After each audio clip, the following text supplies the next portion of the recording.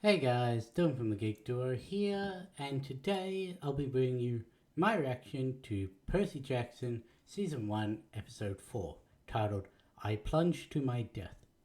Our heroes search for refuge in St. Louis and come face to face with the mother of all monsters. So, this episode, and I was correct in what I thought this one would be called. I can't remember if I said that in the last episode or not, but I had a feeling this one was going to be I Plunged to My Death, because out of the next few chapters, that is the one with the most gripping title. And this one is doing at least chapters 13 and 14. I would argue that there is the probability of this being 15. No, this is 12 and 13, with the probability of this being 13 as well. You know what I mean.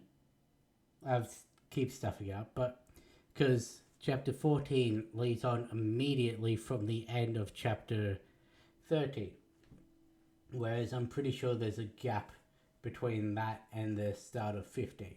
So we'll be getting at least two chapters again, and with the possibility of there being a third. Plus, either way, I have a feeling that the next episode is going to have the title of chapter 15, but let's see if I'm correct in 3, 2, 1, go.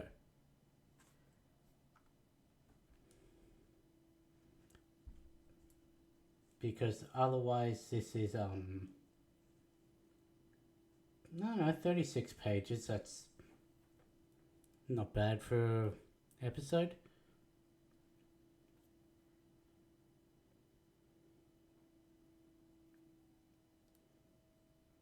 The last one was 40 odd, 50 odd maybe.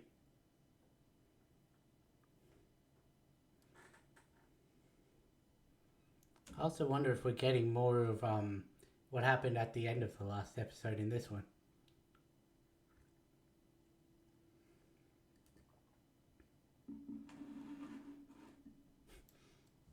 Sort of seems like we are.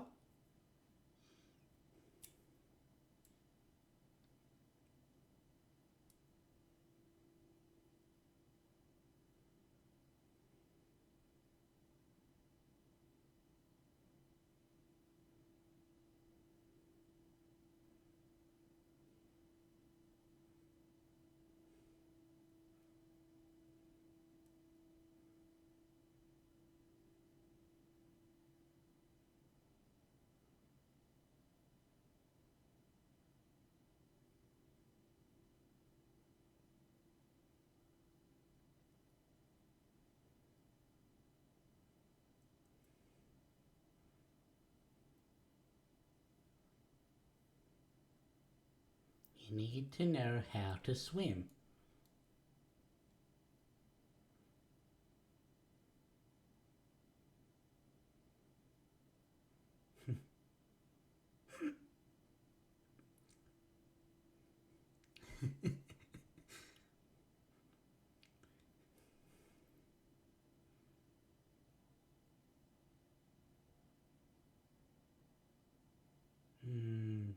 No, she won't.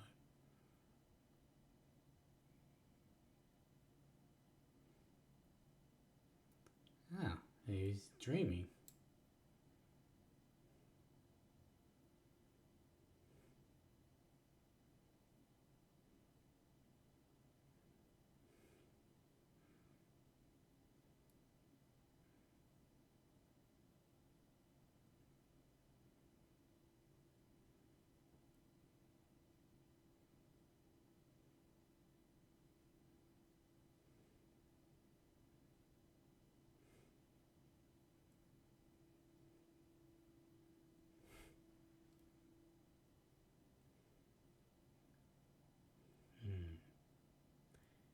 Interesting. I don't remember him being warned about her.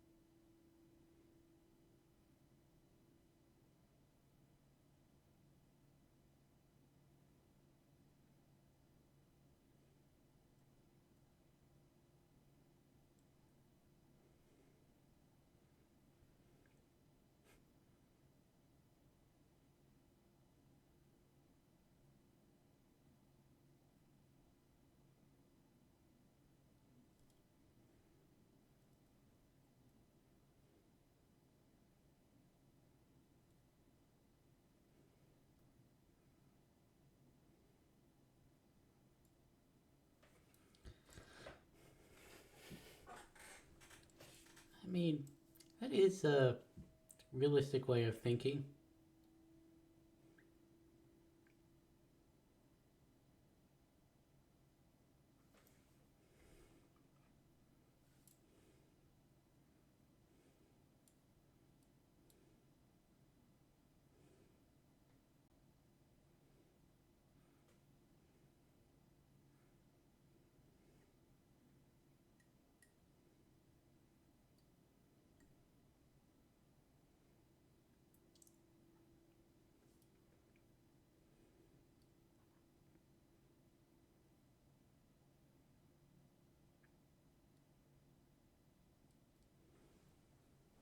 Hmm.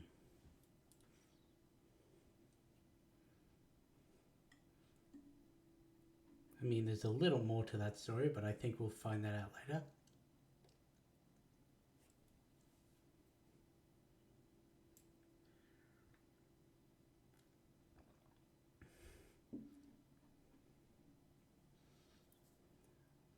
I mean, I can see where they're both coming from.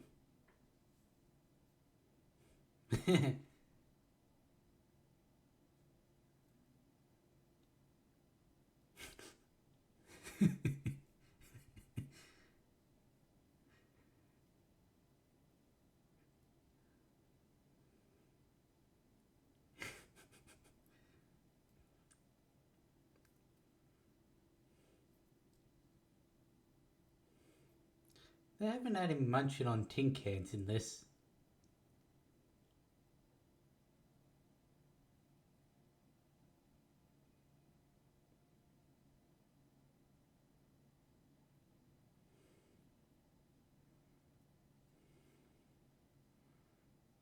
I know we saw that on the trailer, but I still don't know what that is.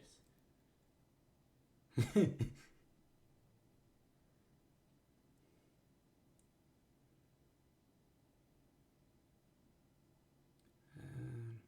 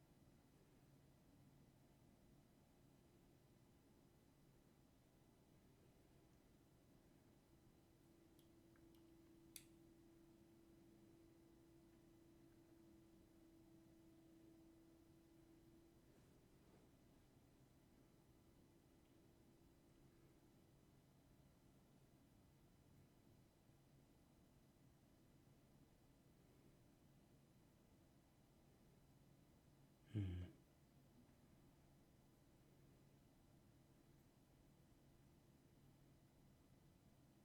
Yep.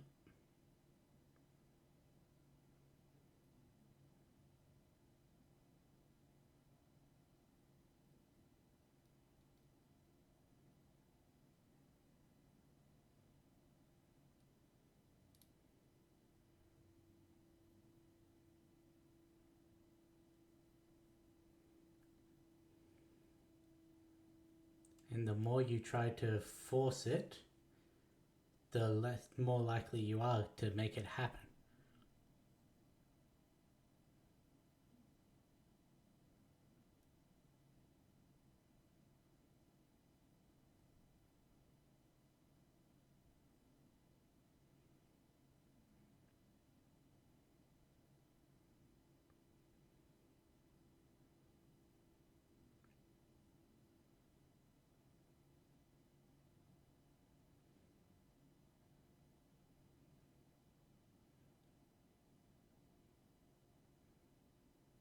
Also, glass is on the inside.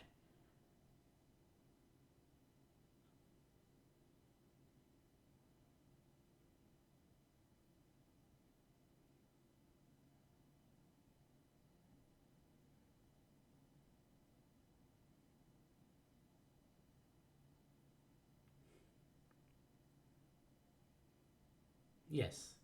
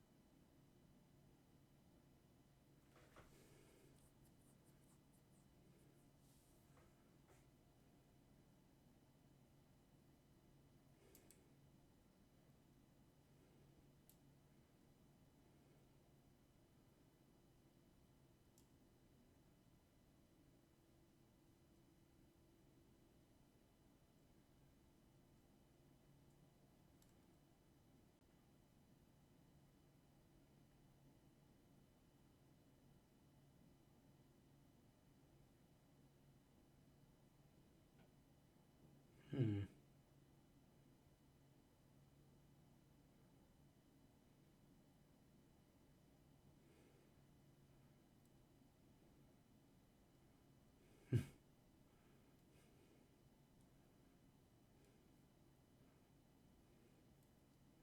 I love how you can just hear it's a chihuahua.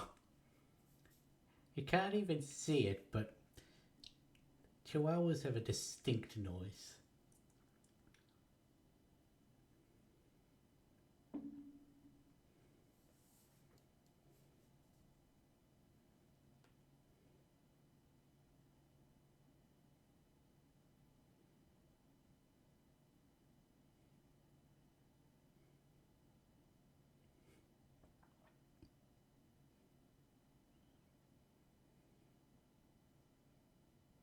I'm their mother.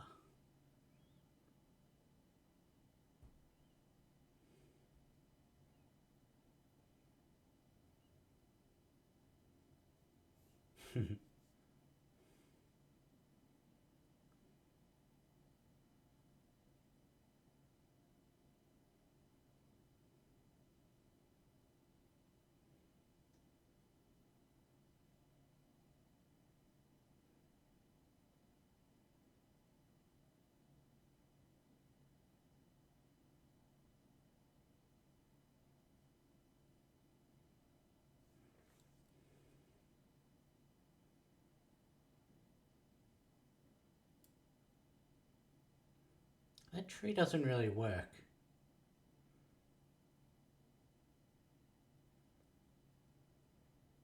Because even if they're talking about Percy's, that would be Rhea, not. Um. Is she a child of chaos? Or is she Gaia?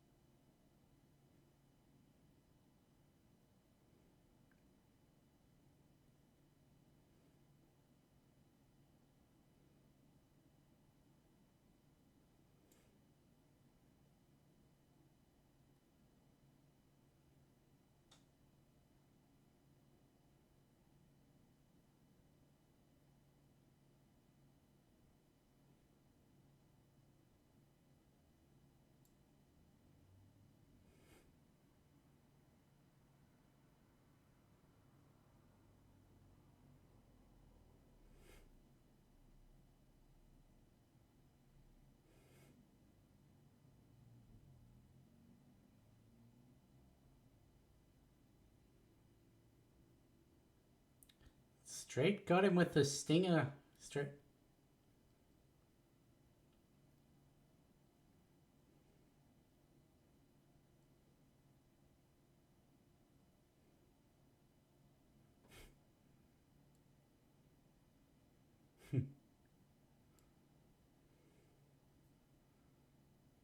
Hmm.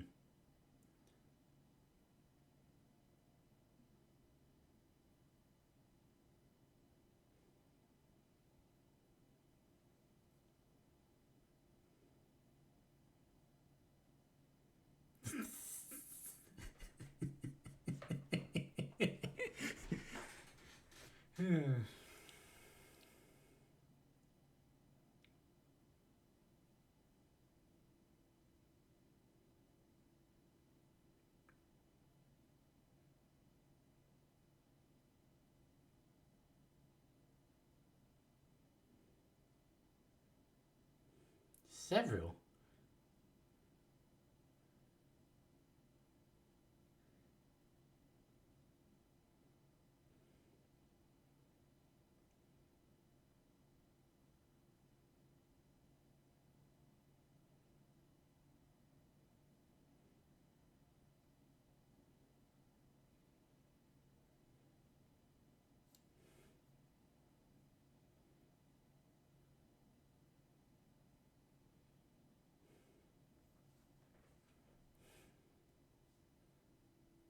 Well, this does make the monster a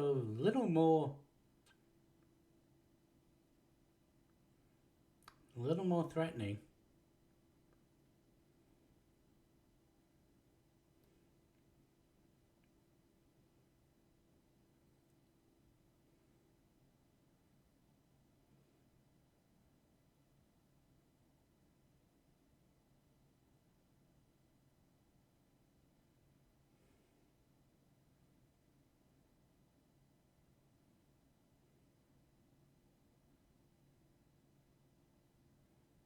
Mm,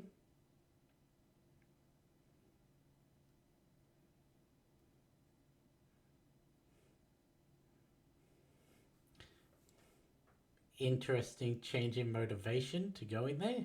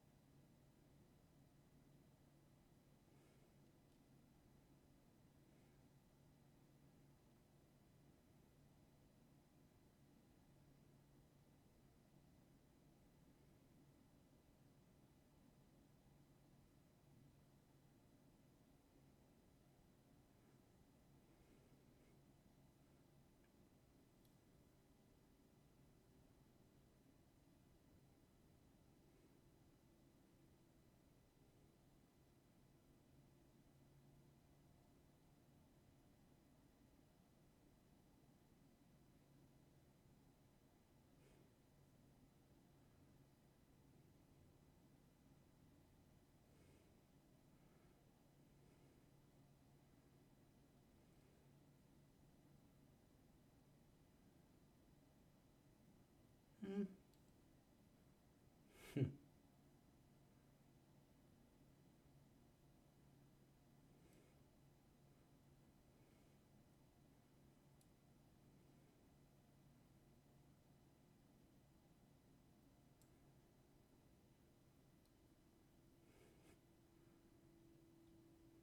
Technically, you've been a demigod your whole life, but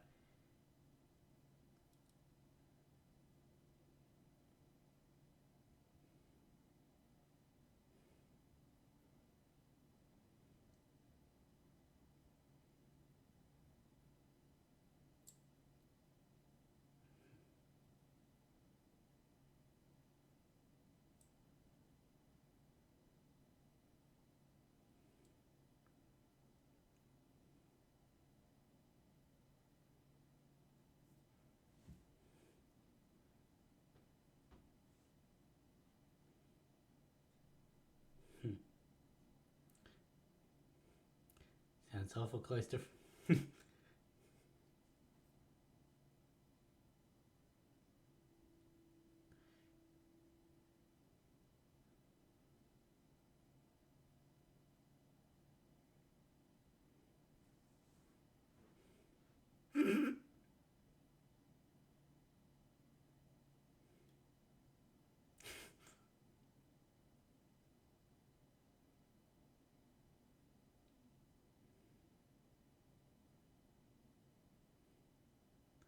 And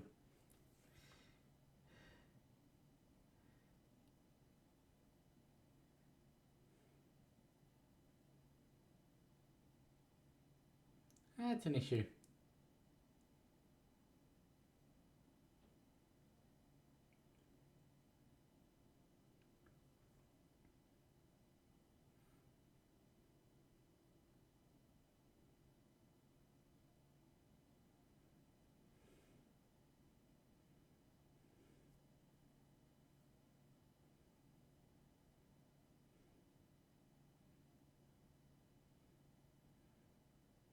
This is a wee bit different.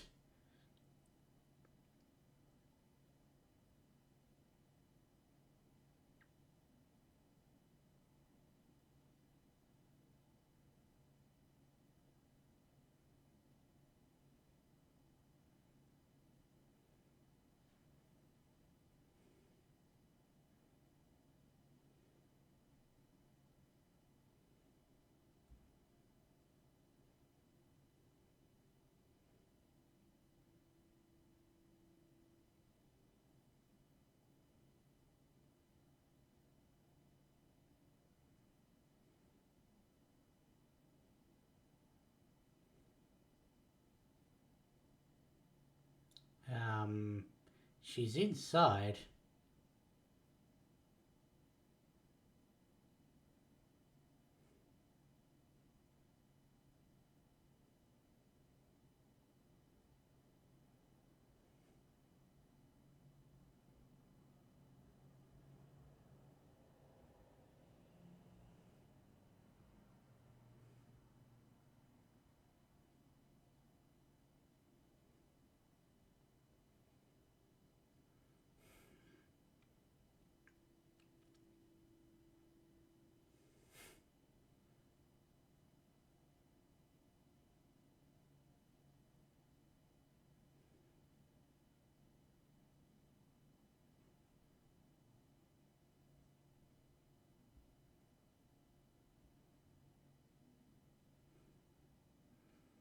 Hmm.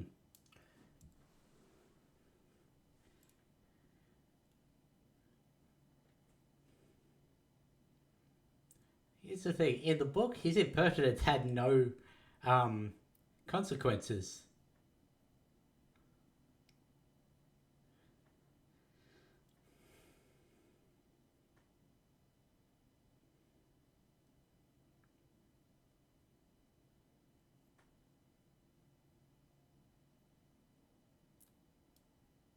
Well, that's simple.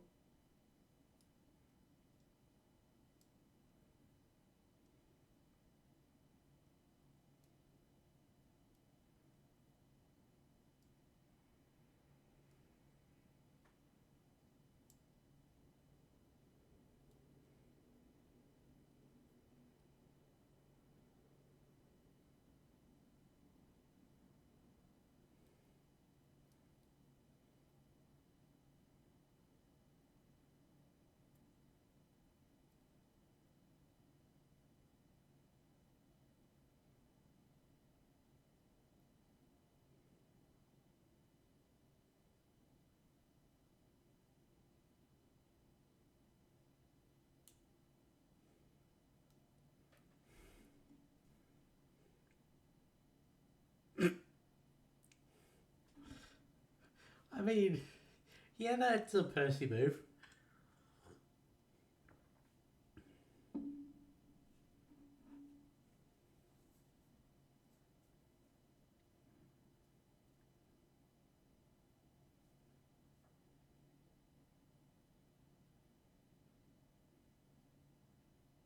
Why do I have a feeling there's going to be an earthquake? like they called out Poseidon being the Earth Shaker. They specifically said that this was earthquake proof and that Poseidon couldn't topple it. And they're going on and on about how Poseidon isn't helping Percy.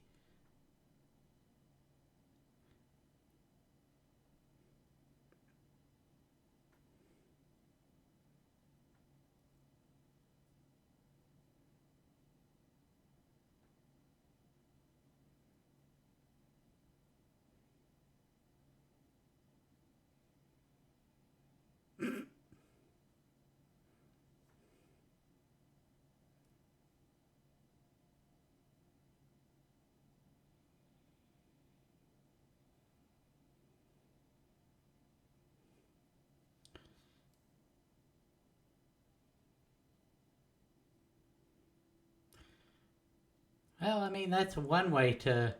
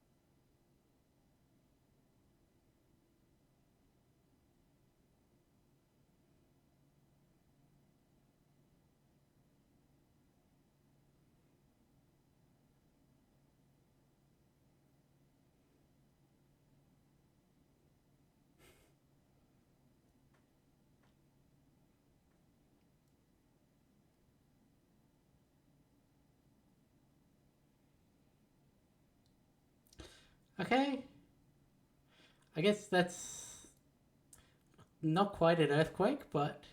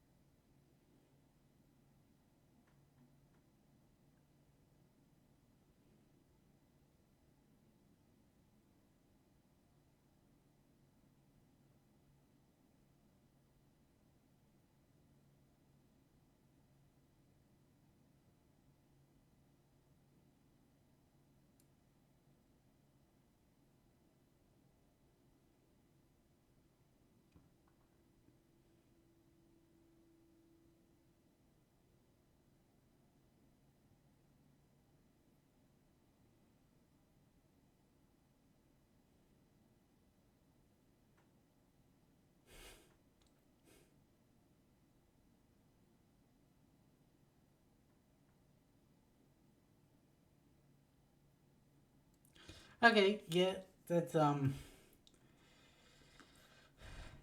as close to the end of chapter 14 as I was expecting that to end. I wasn't. Because, I mean, the rest of chapter 14. Let's see. So 212. There's his time underwater, which is 3 1/4 pages. Then there's Percy telling Grover and Annabeth about the Chimera and all that. And that's basically the end of the chapter. So since that second half doesn't need to be in this, then yeah, it makes sense for them to use the underwater as the end of the chapter. So For one, I thought the arch went over the river.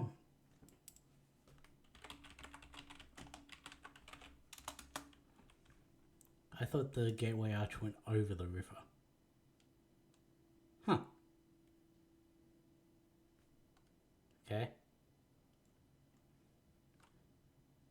Because, the premise for this episode, the reason for them being in St. Louis and all that, is completely different.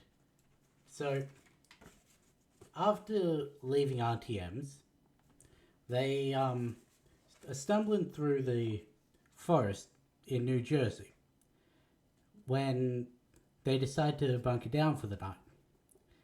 When they wake up, Grover has a pink poodle with him and seems to be talking with it.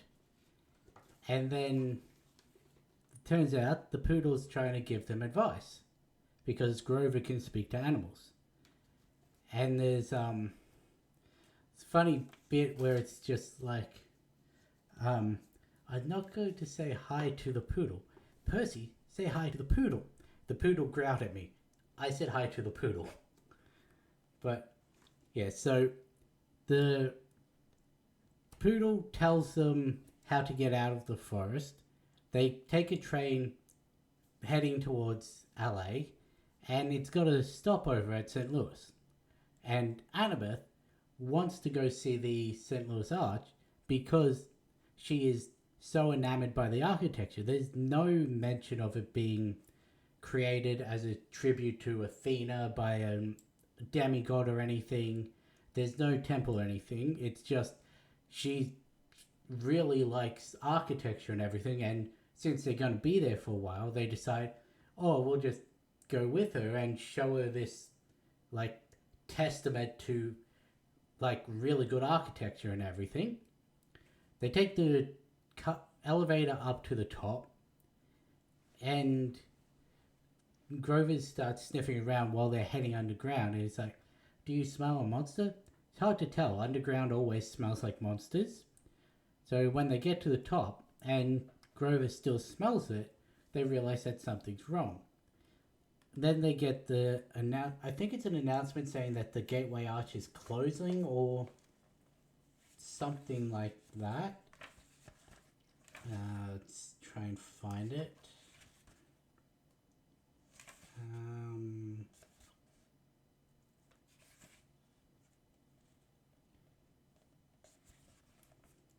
And I'll just read over the passage because I'm confused about the like connecting bits.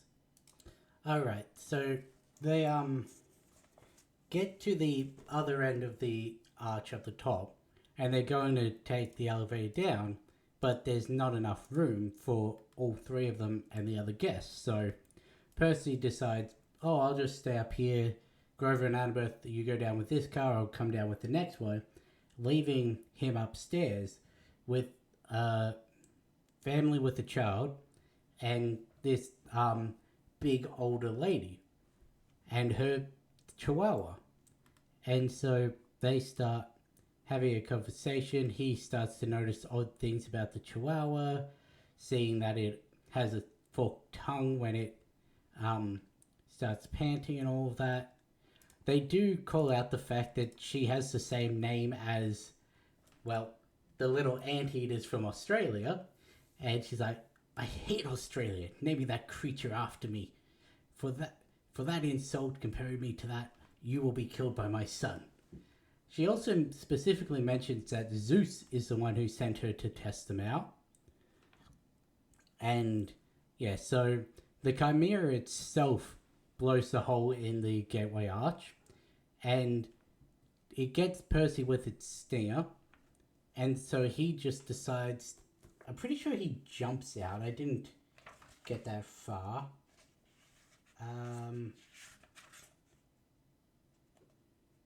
Yeah, he gets to the edge of the pit. He's dizzy with the fire, well, dizzy from the heat of the flames and everything, and the poison. So he's trying to keep her distracted so that her attention isn't on the other people at the top. And then she goads him. She's like, if you're the son of Poseidon, you would not fear water. Jump, Percy Jackson. Show me the water will not harm you. Jump and retrieve your sword. Prove your bloodline. Basically, the Chimera knocked his sword through the hole in the arch.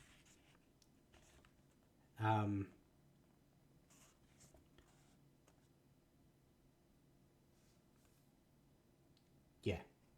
And then just as the Chimera is charging up another fire blast, and she's goading him for not trusting his father and everything, he gets a flash of a memory of his father holding him as a baby.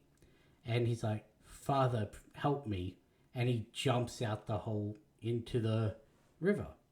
There's no mention of a giant fist from the water coming up to guide him, which is why I thought the arch spanned the river. So I thought the river was actually below it, but yeah. He lands in the river.